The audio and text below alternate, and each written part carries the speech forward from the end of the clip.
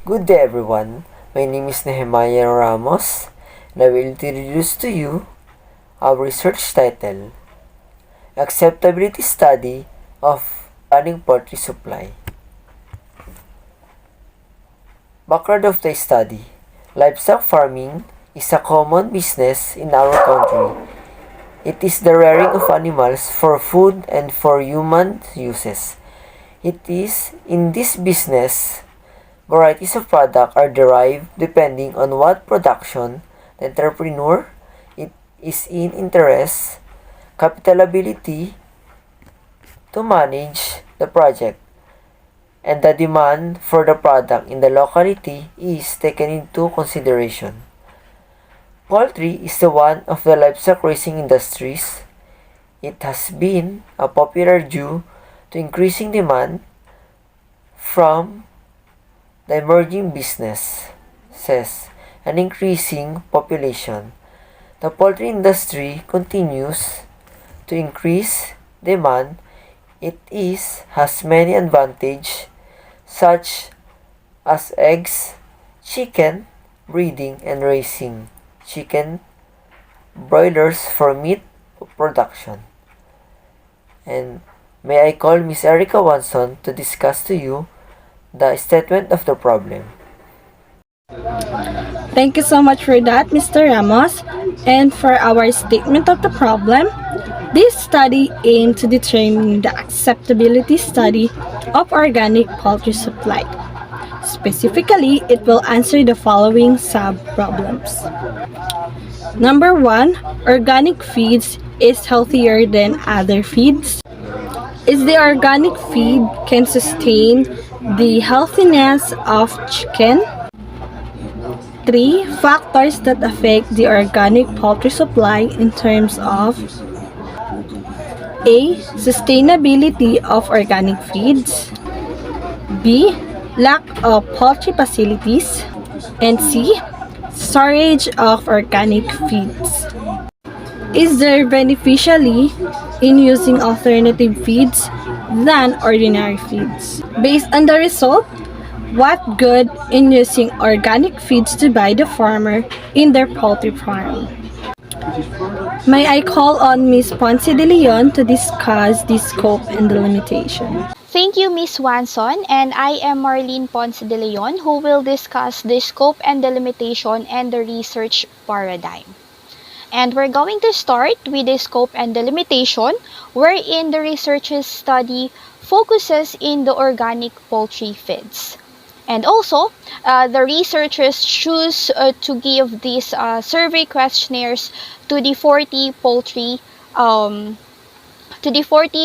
handlers in Fortune Marikina City. And that is because the research is designed to have a unique way and unique product that poultry hunters can afford and patronize. And for the research paradigm, we do have the input, which is the survey questionnaires. And for our process, it will be started by the distributing the survey questionnaires to be followed by the data gathering, and the last step will be analysis and interpretation. And for our output, this will be the acceptability of the organic poultry supplies. Thank you, and this will be followed, or the research method will be discussed by Mr. Blanco. And I'm Jason M. Blanco, and I will discuss the research methodology. This study utilized the qualitative type of research to achieve its objective.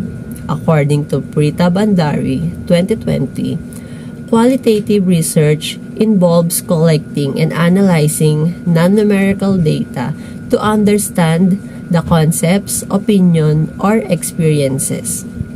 It can be used also to gather in-depth insights into a problem or generate new ideas for research.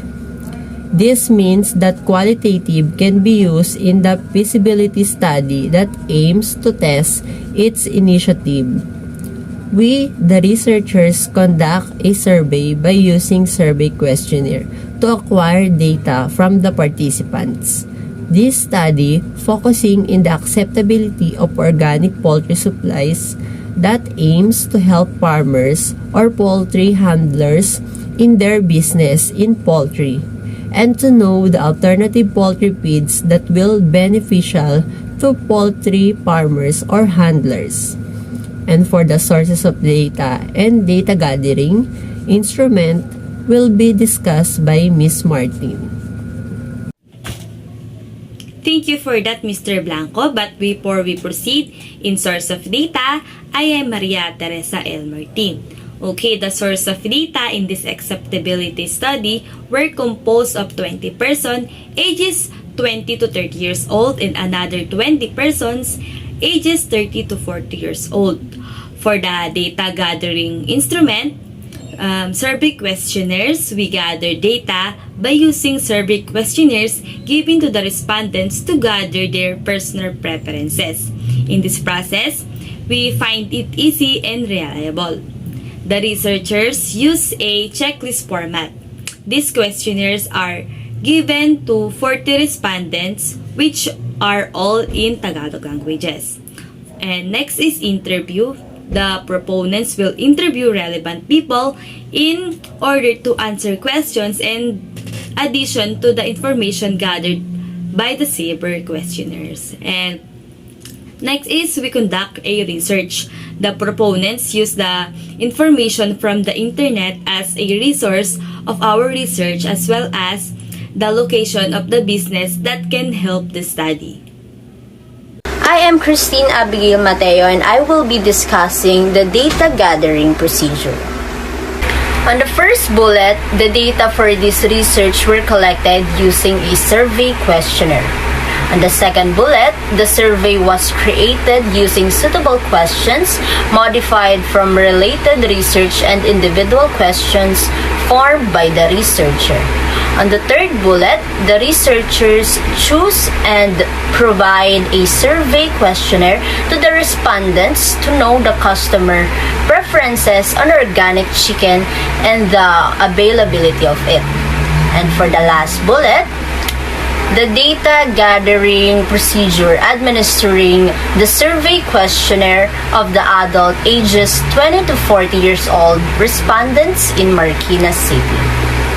And for our statistical treatment, the collected data and intelligence by the researchers were organized and classified based on the research designs. Intelligence earned were accordingly tallied and tabulated before being analyzed in order to come up with authentic and genuine results. Thank you, and here are our references.